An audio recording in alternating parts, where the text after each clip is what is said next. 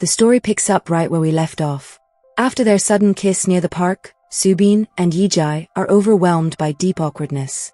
Confused and embarrassed, Ye-jai asks what that kiss even meant before rushing away into the rain. Subin runs after her, umbrella in hand, trying to bridge the sudden gap between them. Back at the studio, Ye-jai, just out of the shower, tries to act unbothered. She quickly tells Subin that what happened was just a mistake, suggesting it should remain strictly in the script and not cross over into real life. But Subin isn't having it. He challenges her to look him in the eye and stop using him to figure out her own emotions. Frustrated by her mixed signals, Subin tells her to quit acting childish, pack her things, and head home. Though hurt and angry, Ye-jai packs her bags and leaves.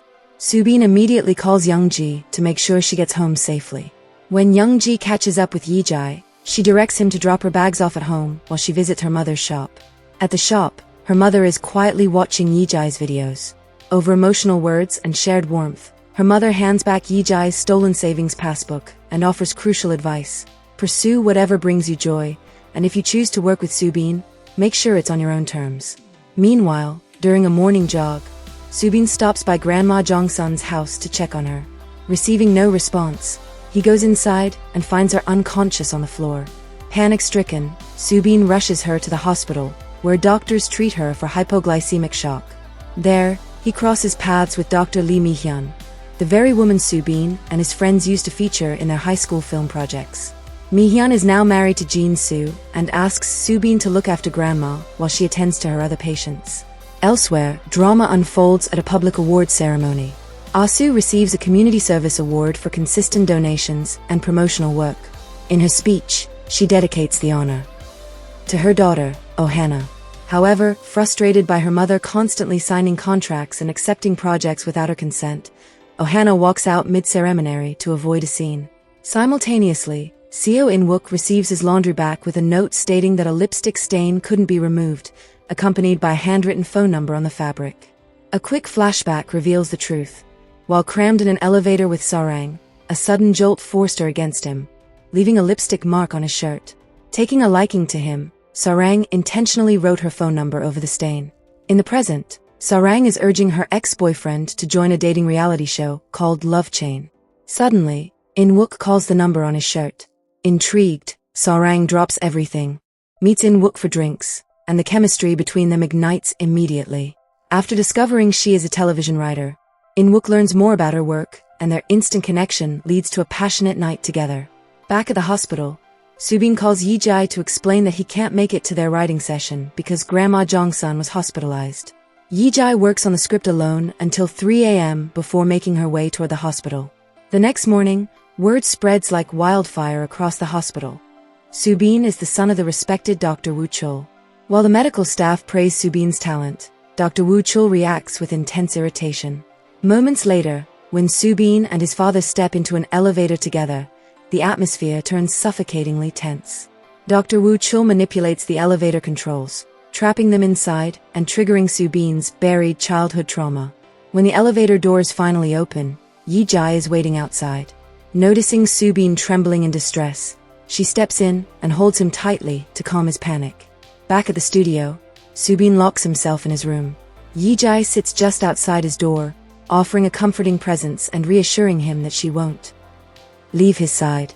To break the silence, she shares updates about their old school friends, Mi-hyun and Jin-soo, mentioning that they now have a child named Song-chan. Slowly pulling himself together, Subin softly thanks her for staying. Meanwhile, Oh-hana faces a wave of online criticism over her portrayal in a recent romantic scene. Seeking an escape, she visits the restaurant where Yoo-jeon works and asks him to take her on a motorcycle ride. Yoo-jeon agrees, handing her a helmet that still has her phone number written on it. They ride out to Yoo-jeon's rooftop apartment.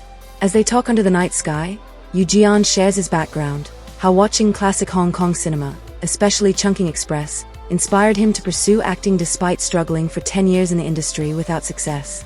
Touched by his raw honesty, Oh-hana opens up about her own past, how she was forced into acting as a child, deprived of a normal school life, and left emotionally neglected while her mother used her career to shield her own divorce controversy. For the first time in a long time, both find genuine comfort in each other's presence.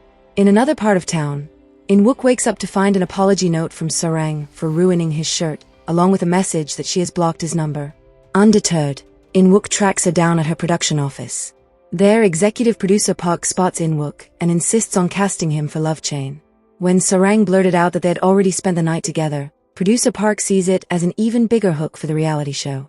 Although the show's contract strictly forbids dating outside the program, In-wook provocatively bets Sarang that their one-night encounter will turn into something far more permanent.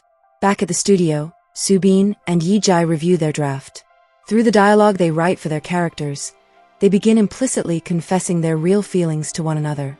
Joined later by their old friends, the group laughs, reminisces, and pitches quirky story ideas late into the evening. As the gathering winds down, Subin offers to walk Ye-jai home. Just then, he receives a panicked phone call from his mother. Rushing to his parents' house, Subin finds his mother covered in severe facial bruises.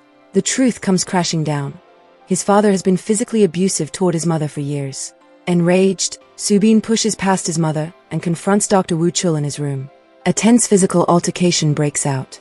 Subin fiercely warns his father to stay away from both him and his mother, vowing never to let him live in peace again.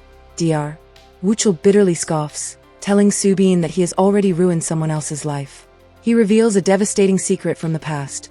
When Subin ran away years ago, Ye-jai went searching for him and got into a critical, life-threatening accident that nearly took her life. Overwhelmed by the crushing guilt of realizing the origin of the scar on Ye-jai's leg and the implicit hints she had dropped, Subin bursts out of the house into the night, running aimlessly as tears blur his vision, completely shattered by the weight of the truth.